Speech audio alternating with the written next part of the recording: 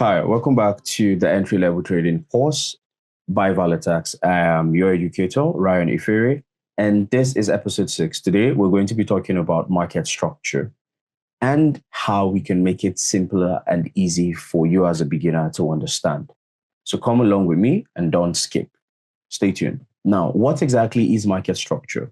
Market structure is the foundation of technical trading. When it comes to technical analysis, price action is very important, but market structure is a leading indicator when it comes to understanding the direction of the market. It simply refers to the pattern of highs and lows that price creates over time and prints on the chart for us to see. When price forms higher highs and higher lows, the market is in an uptrend. But when the market forms lower highs and lower lows, we then say the market is in a downtrend. So structure gives us context, the market, to understanding if the market is bullish or if the market is bearish. So here's what I mean. When the market is trending higher, we say the market is creating series of higher highs and higher lows. So this we refer to as higher highs, and this we refer to as higher lows. You can see that every low seems to be higher than the previous low in an uptrend, and every high is higher than the previous highs in an uptrend. Good? Great.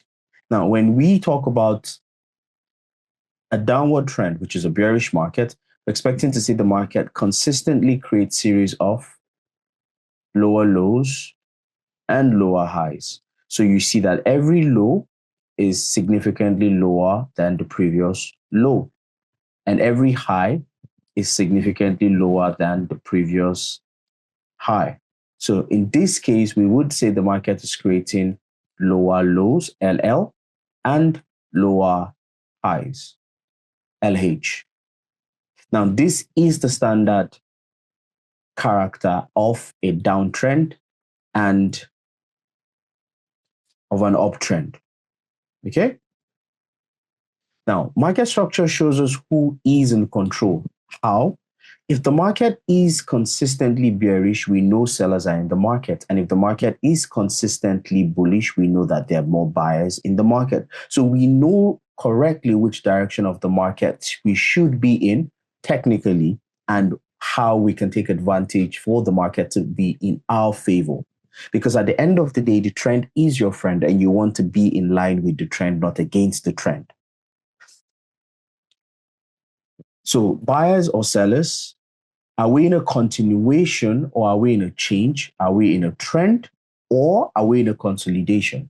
So as much as we have the bullish trend market and the bearish trending market, we also have another market structure known as the consolidation market, where prices are stuck between an equal high and an equal low, which we then refer to as a consolidation or a ranging market. Now, consolidations could either be very simple in a box-like shape like this, or they could also consolidate in an upward manner, where it sometimes looks like a trend, but it is really not a trend because we can't get clear definition of the higher highs and the higher lows. So this also can be a possible consolidation. Usually, we like to refer to them as consolidating patterns. Now, why it's important for market structure to show us if it's a continuation or if it's a change is we know that the market already creates what? Higher highs and higher lows in a bullish market. So every time we get a new higher low and a retest of a previous broken resistance area, we then know to identify this as a support level and we want to find buys at a support level. Understanding support and resistance would be in the next episode, so don't forget to watch the next episode so you understand clearly how support and resistance play a role and how to align them with market structure. So we know that if the market creates a new lower high, the market would go bullish. So we know that this is a possible continuation. But if for any reason prices fails and closes below the previous higher low here, We then know that prices have then created a high, and then if prices goes up and fails to break this high to create a new higher high, but instead creates what? A lower high, it means that this then becomes a lower low and a lower low. So we've seen the market shift from a bullish trend to the upside into a bearish trend to the downside. So now we understand that this has become a change in the direction and trajectory of the technical market bias. So we've seen that the continuation and we've seen the change here. So that is why market structure is important. And I hope we're following. Okay, good. Now, types of market structure, like I earlier said in the last slide, we have the uptrend, which creates higher highs and higher lows. Okay. And we have the downtrend, which creates lower highs and lower lows. And then we have a range. A range sometimes has no clear direction. Okay.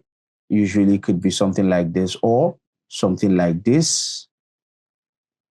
Okay. And it seems like it has a direction, but it really doesn't have a direction. So that is a range. Now, why does market structure matter? Because it provides directional bias, like I had earlier stated at the start of this call. It filters bad trades. Market structure allows you not to find yourself trapped in a situation where you do not know where the market is going to, if the market is heading up or if the market is heading down. And that's why it's important. It helps with directional bias. It helps with better probability of trades. And it helps you filter, like I said, bad trades. And it helps you remove emotions from trying to trade counter trades. Because sometimes we get emotional and we are in a bullish market, but because there's an urgency for profit realization, we want to try to take these sales. And it's not completely a bad idea, but it's not advisable for beginners because you want to stay with the trend. So you want to focus more on the high probability areas that allows you stay in the right direction of the trend. So for the buys, you want to stay with the higher lows, and for the sells, you want to stay with the lower highs. And you would understand this better when we get into support and resistance in the next episode. So don't forget to watch the next episode. And I hope that this has been clear and you understand it better. Now, one of the common beginner errors that people make is trying to trade against the trend. Like I said earlier, the trend is your friend. So you want to trade in the direction of the market structure of the trend overall. And you do not want to ignore higher time frames because market structure is clearly seen and better off on the higher time frames than the lower time frames. So a higher time frame gives you an overall identity of the market. The lower time frame gives you a better identity of the trend in the direction of the market structure. You don't want to force trades in a range. So understanding and viewing market structure, understanding how trend formation looks like, the pattern and the character helps you identify when the market is trending properly or if the market is stuck in a range. And that saves you from making terrible mistakes with your capital. We've come to the end of this episode, and I hope that you will be watching the next episode to understand how these higher lows and higher highs form into resistance and support to further more better your trades. I'll see you in the next episode.